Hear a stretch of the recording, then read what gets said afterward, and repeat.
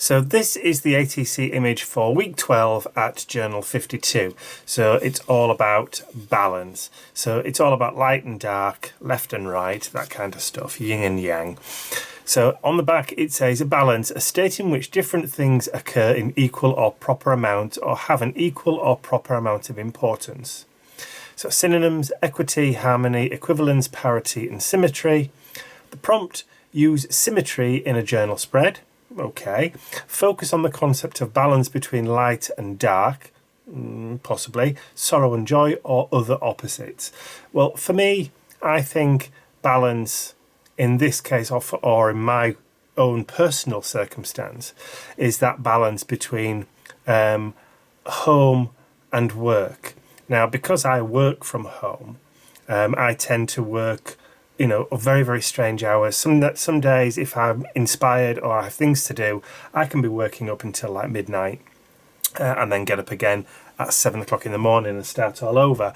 But some days I may only work for an hour. And, so it's finding that kind of balance between life and work and being comfortable in having the time to do the things that matter and spend time with the people that matter.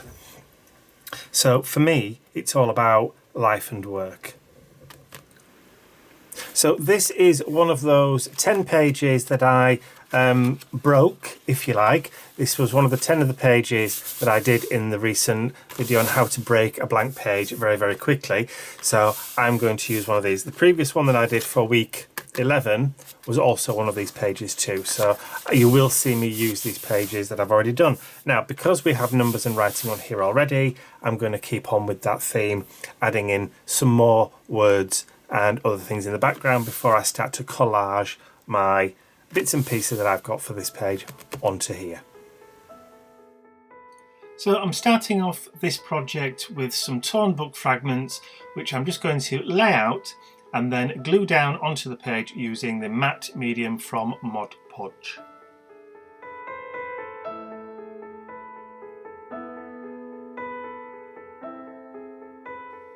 Now, I'm only laying the book fragments towards the top half of the page because I know I'm going to be covering the bottom part of the page with something else, so there's no real need to add any more of the book fragments any further down on the page.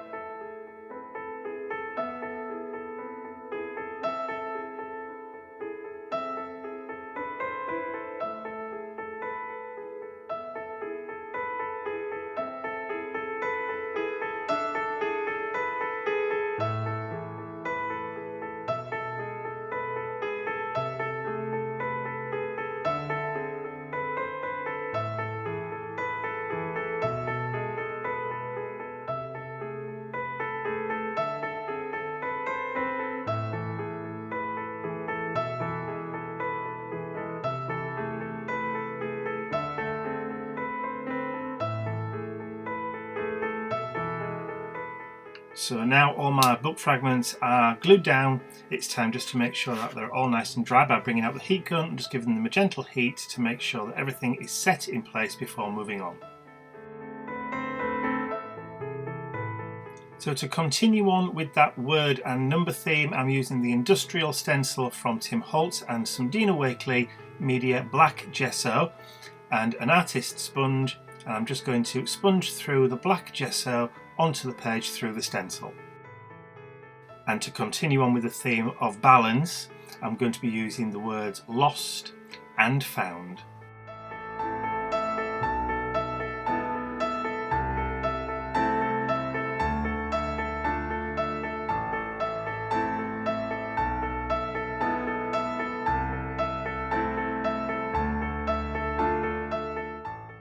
And again, I'm only applying these the images through the stencil towards the top half of the page, bearing in mind that I am going to cover the bottom part of the page up. So happy with the way the stenciling looks, so time just to give it a bit of a blast and then we can move on. So for the bottom part of the page, I have some brick texture ephemera sheets or some texture sheets that I've had in my collection for a while. I've cut them to the right size, excuse me, and I'm just going to glue them down using the multi-purpose spirit glue from Collage, which gives me a little bit of wiggle room to make sure that I've got the positioning just right on the page. Now the reason I've cut it into two halves is because I don't want the print to go over the middle page crease, because it's just going to bubble up, so I will cover that up later on.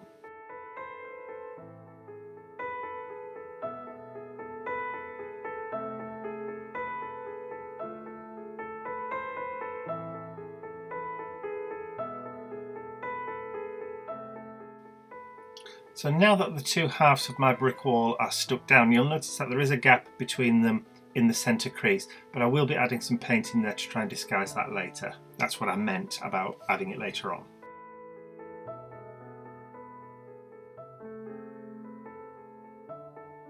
So now we have our page. I'm going to cover it with gesso. Well, watered down anyway.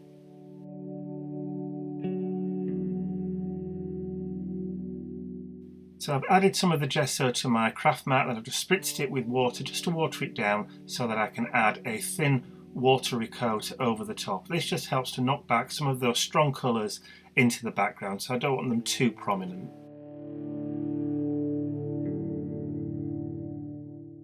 If the gesso looks quite strong at the moment, it will die back once it's dry.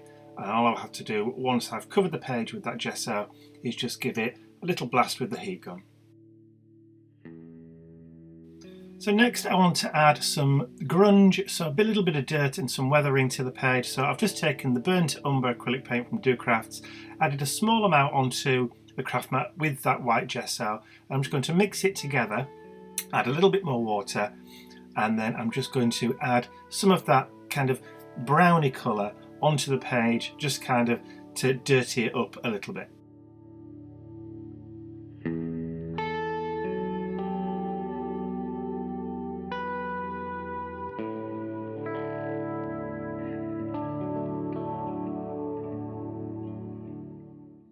I'm also going to use the brown paint to cover that gap in the brick wall. So you can see I'm just adding the colour in there now just to kind of disguise that a little bit.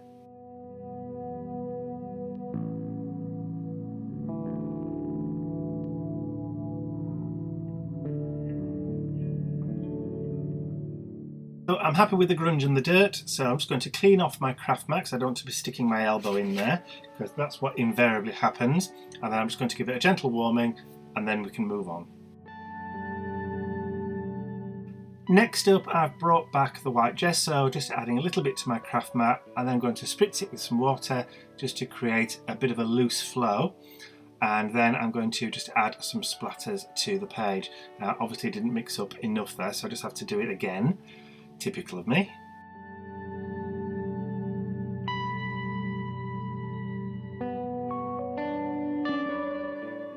That's much better. More splatters. Lovely. So I'll just have a quick clean up on my craft mat, and then I'll bring out the heat gun again just to heat set those splatters before we can start adding our collage elements.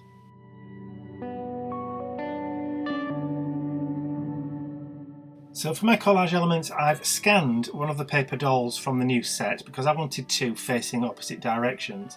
So I've scanned them, printed them, and then cut them out, and then I'm going to stick them down using the triangle collage glue stick from Ranger onto my journal page. And I'm going to stick them at opposite ends of the pages.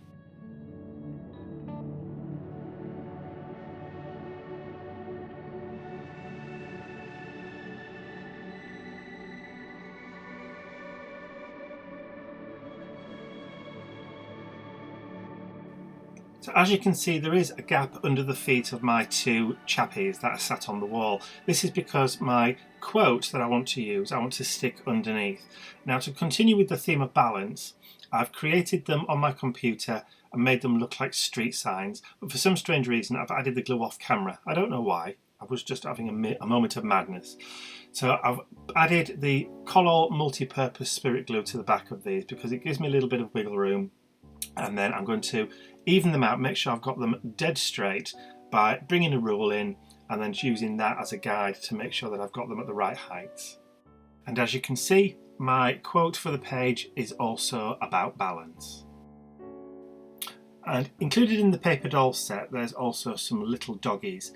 So I decided I was going to add just one of the dogs to stand next to one of my chaps on the wall.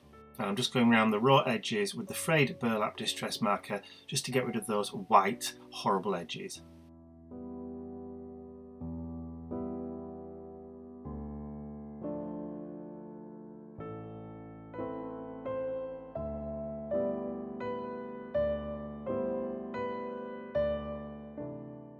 See, I couldn't resist adding the doggy because he's got the same patch over his eye like Mr. Bentley. Yes, I know you're famous, Bentley. Be quiet.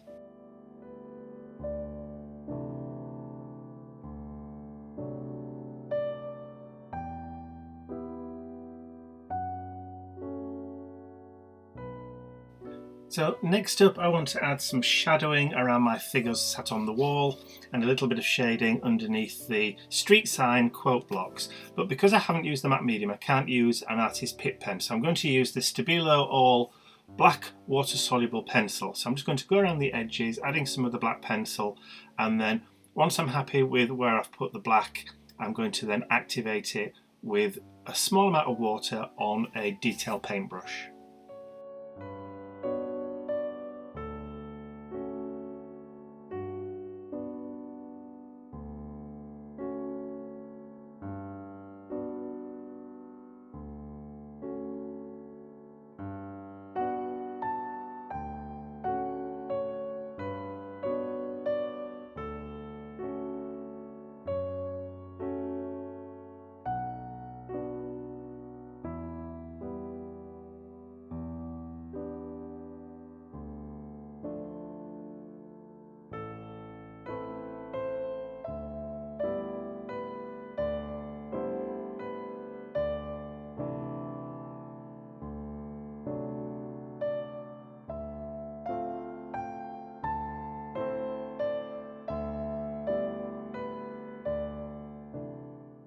So I'm just adding the finishing touches to those shadows underneath. Now, because this is a water-soluble pencil, it does dry pretty quickly, but you've still got time to manoeuvre it to make sure that it's just how you want it before it dries. So I want to create a border, so I'm going to use the feather stencil from Indigo Blue and that wibbly edge. I've got my jet black archival ink and an ink blending foam from Ranger, so I'm going to use that wibbly edge and go all the way around the outside of the pages, creating a kind of distressed grungy border all the way around with that black ink.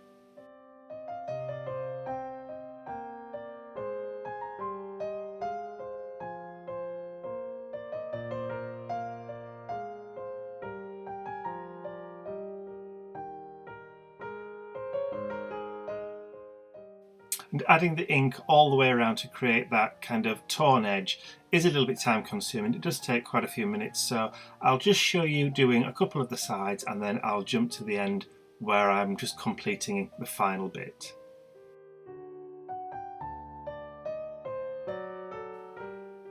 So that's the black border added to the page, and I'm pretty happy with the way it looks and the fact that the page is quite nicely balanced too. So all I have to do now is just to do my customary signing and dating, and for that I'm going to use the Signo white opaque rollerball pen just to add my signature and the date.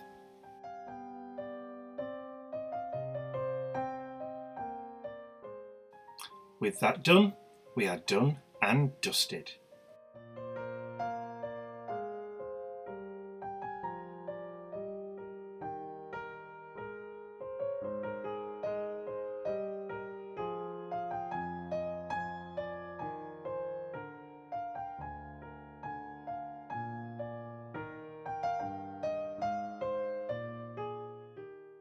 So I hope you've enjoyed watching week 12 from Journal52 come together. If you have, please remember to give it a thumbs up, share the video with all your friends, and if you haven't subscribed to my YouTube channel already, you can do so by clicking the button at the end of the video. I'd just like to say a huge thank you to all of my angels, because without you, this video would not have been possible. That's all from me for now. I'll see you all again real soon. Bye for now.